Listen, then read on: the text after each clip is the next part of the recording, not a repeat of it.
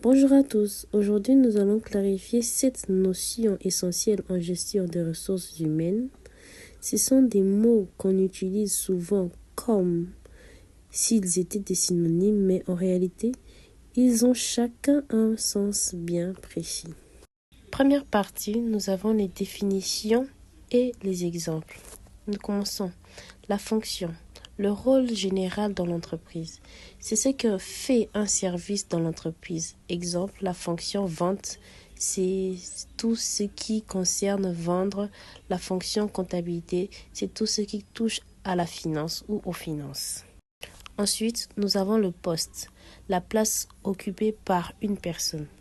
C'est la position précieuse d'un travailleur dans une entreprise avec ses missions, son lieu de travail et son horaire de travail.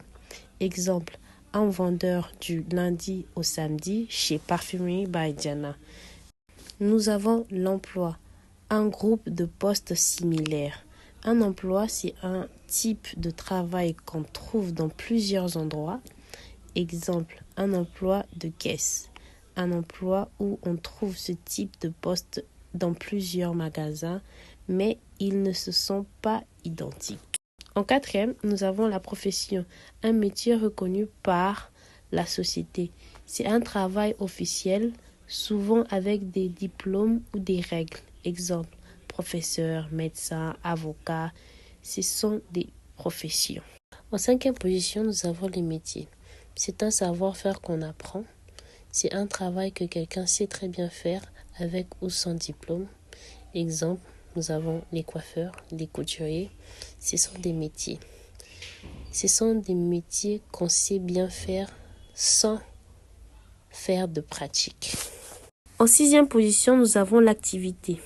Les grandes actions d'un poste. Ce sont des choses principales qu'on fait au travail. Exemple, pour une vendeuse, accueillir les clients, faire l'inventaire, encaisser.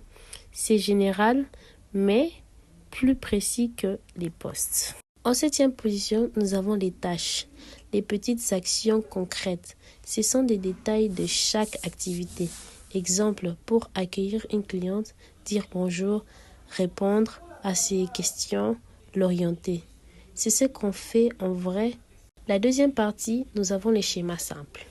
Voici l'ordre le plus large au plus précis. Fonction, emploi, poste, activité, tâche. Et à côté, métier, profession qui parle du type de travail que tu sais faire ou que la société reconnaît.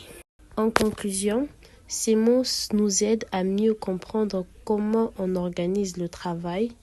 Ils sont utilisés pour écrire les fiches de poste, organiser une entreprise ou préparer un embauche.